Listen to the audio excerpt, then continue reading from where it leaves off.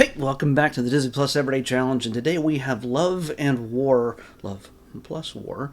But this is a documentary from National Geographic 2025. It's an hour and 37 minutes long, and it is probably one of the more relevant and important documentaries that you could watch right now on Disney Plus. Being that, and again, I do film these a day or sometimes more before they actually get on YouTube. But so I don't know whatever I say here is gonna have conflict or have any kind of, it won't have any effect on what happens. But what happens in the war that we're entering into now, um, I don't know. It's this is about war. Much more. Well, I can't say much more. I mean, there's plenty of things throughout history, whether it's that where we've had the words love and war in juxtaposition of each other. It's whether it's books or novels or it's other movies. There's plenty of movies with love and war in the title. This one is, it's not a war documentary. It is actually the story of a woman named Lindsay Addario. I want to make sure I pronounce that right. Lindsay Addario. She is a war photographer. She's a conflict journalist. She takes photos. It seems reductive, but it is. She takes photos. She captures the moments in which war is happening right in front of her face. She steps into places that most people run from, because to stay often means a certain death. Especially if you have something attached to your body armor that says press.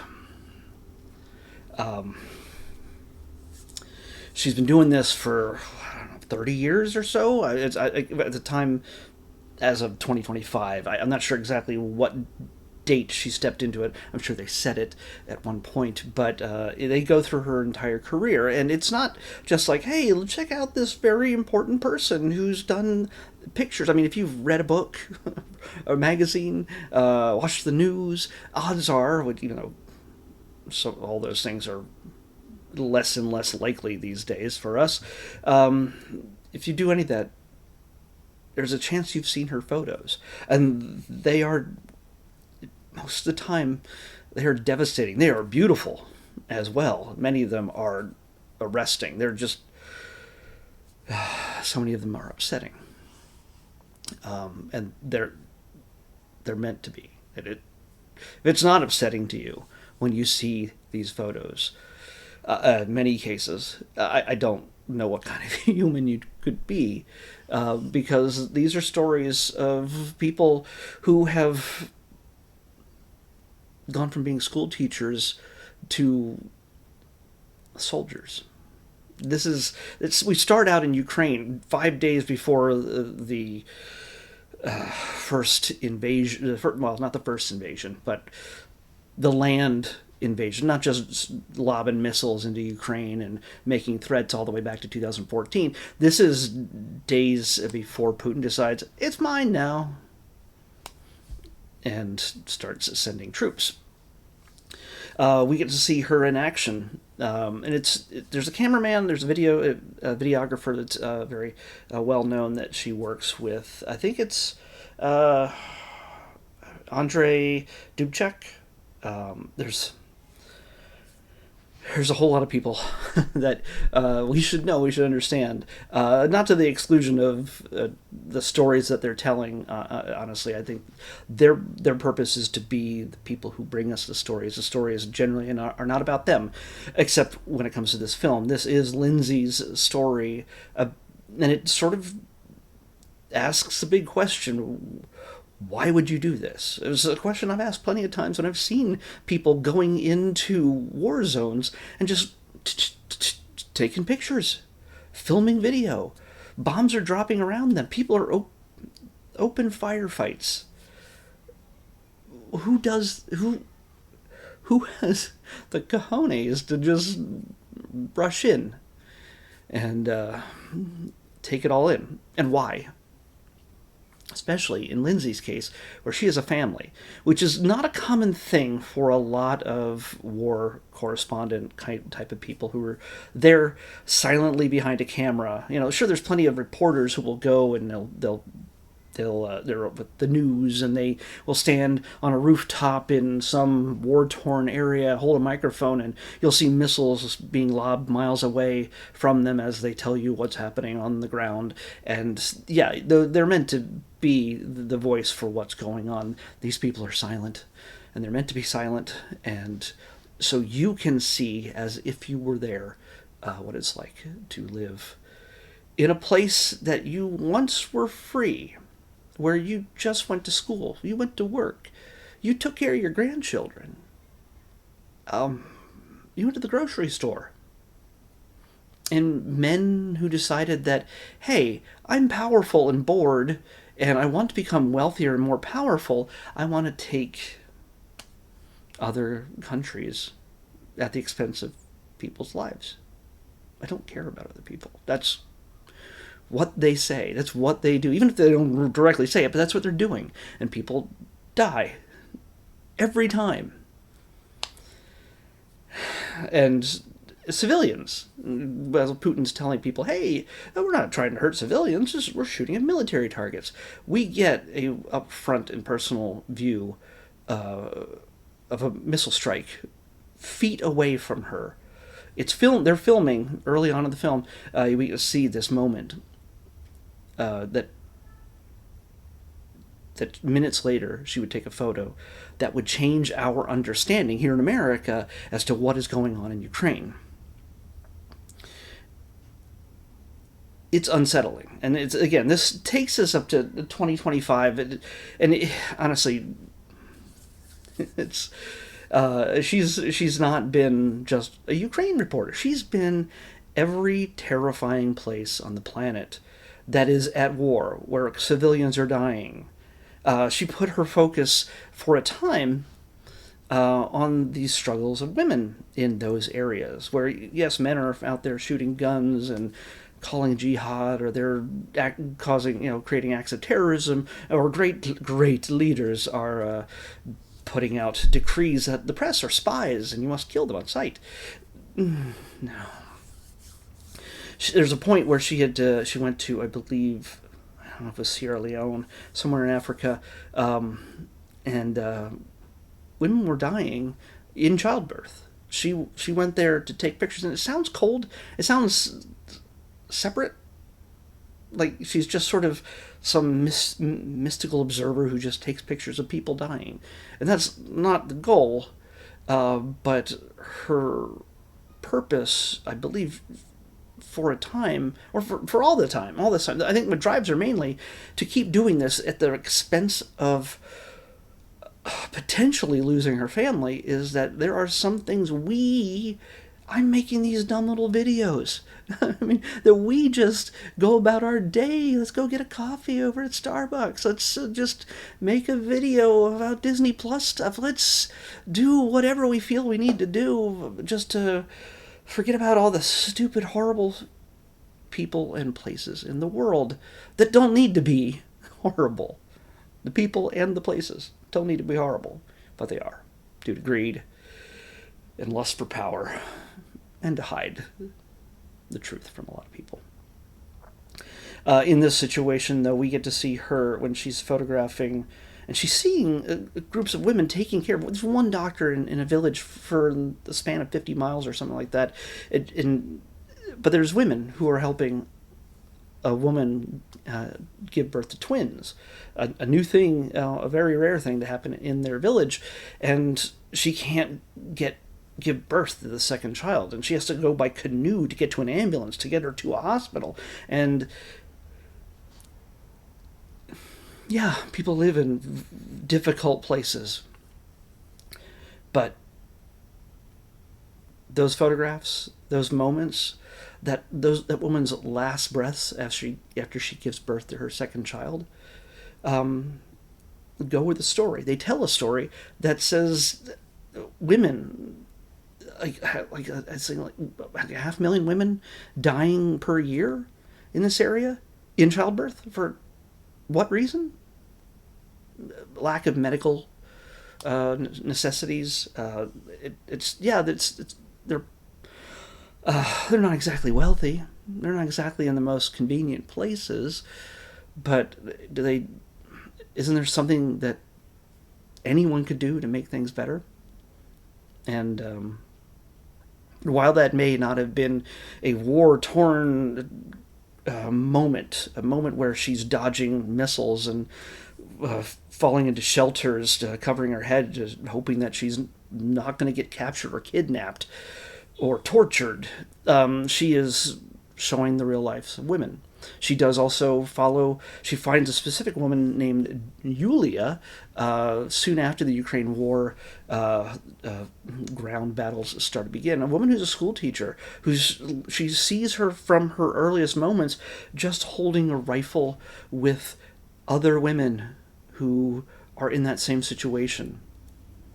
Who are like, you know what? I thought I was maybe going to get married and have a kid and live a life. I'll get a job and it just maybe go to college. Or well, she probably went to college if she's a teacher, but still, she'd live a life, and it's you know what, a life in Ukraine when there's not war is not too terribly different than what we in America experience. Little details are different, but people laugh the same, people grieve the same, people make a living the same. They're no different. And we get to see this woman's life transform. This actually takes place over a period of a year and a half. We get to see this Yulia's life, how she is when we first meet her, at least a year and a half. And then we see her toward the end of the film, and she's thankfully still alive. But her life, she's a different person now. You can see it in the pictures and in the interviews. But meanwhile, while we get to see what she goes through out in the war zones and everything else, and places where tragedy is the norm, unfortunately, we get to see her struggling with those rare moments once every 2, maybe 3 or more weeks away from her family in London. She's American, her husband is English, and they have 2 small boys, 10 and 3 at the start of this. And you get to see those boys grow up and how they change in little ways, and sometimes big ways, in relation to their mother, how they communicate with her, how they feel about her, how the little one is like, Mom, why can't you just don't go back to work? Or go back to work for one day. Well, how about you get a job here in London, work in London, and then I can see you every day. And it's heartbreaking. And it's heartbreaking to her. It's heartbreaking. And honestly, a lot of the early stuff we see of her at home with her kids and her husband are her working while she's interacting with her children. And it's frustrating to look at her and go, it's time to set down the armor, the body armor, and the camera. And unfortunately, that's not the case when it comes to a life like this. There's a very real chance at any given moment that she is not going to come back. Not because she held a rifle and pointed it at anybody, because she held a camera and pointed it at a lot of people. Be aware that it's not like, us when we, every 4th of July, we're like, oh, look, fireworks, like she's taking pictures of missiles. No, her cameras are always focused on people. Take notice of that. It's people. And there are some scary stories in this. There are upsetting stories. There are unedited, and by the way, there is lots of strong language in this, so if you're worried about that for your kids, or for you, there's moments where you can't just half-ass your your profanity. Let's just say that. When you're in the middle of it, you spit it out. It's, in some cases, I think in some ways that's the only way some people can keep sane. That people can just sort of make sense of it all in the moment and just sort of push back a curse upon the thing that terrifies them. And still go on, still survive, keep going. And you get to see how she goes about these things when she's at home, what she does, how she interacts. The very first thing we get to see her do when she's leaving the war zone is she leaves Ukraine, crosses the border into Poland, gets a flight to London, and just in time to see her kids' school play. Just in time. And you get to see how she communicates with them. I know a lot of moms who communicate with kids who sometimes are just difficult. Sometimes moms are difficult, but sometimes couples are very difficult when they have kids. And it is not an easy watch. There are moments where you wish you hadn't seen some things. But they need to be seen. There are people living in terror all around this world for no good reason. And what can we do about it? So we can still go get our lattes and go to the movies and watch my videos. We could all do that, but it helps to also understand that not so many people are free to do that, especially women, as she has documented in detail throughout so many regions around the world. And it doesn't seem like we're stopping anytime soon. So it's great that her family was involved in this. We get to see how she grew up, about her life, and she has 3 sisters, older sisters. We get to see her mom and dad and the family she had growing up. And you see what shaped her, and you get to see what drives her still. This is definitely something worth checking out. But don't expect to just blow it off. No, that was neat. This should stir you. This should help you understand what goes on in this world outside of our, for now, completely, well, no, I can't say completely. Too many people's lives in America right now are being torn apart needlessly. And I really hope she doesn't have to be brought into a war zone here or now in this country at some point. But I'm not ruling it out.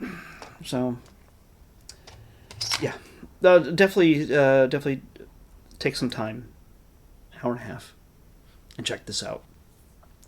Especially as things ramp up in our nation and Iran and other places. Ukraine is still dealing with a man who just feels he needs to own everything in that part of the world. And people die because of it. Yeah. Let's pick tomorrow's episode. 26. Come on. Okay, this is going to be a little bit more upbeat. It is fall into the red category, which is my documentaries kind of thing, but it's not a documentary. I don't think. Well, it could be sort of a documentary, but I think it's also very musical.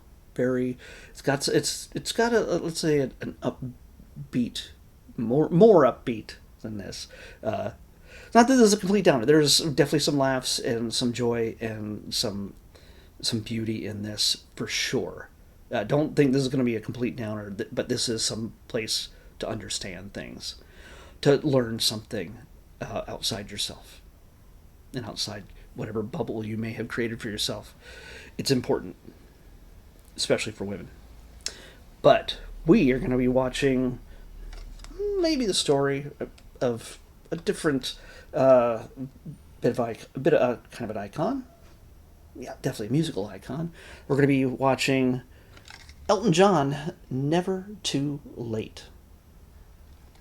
So I think it's part, I don't know if it's a documentary / concert kind of thing, but it seems like it'd be a biography of sorts. So Elton John, Never Too Late is what we're watching next on the Disney Plus Everyday Challenge. I'll see you back here tomorrow with that. Bye.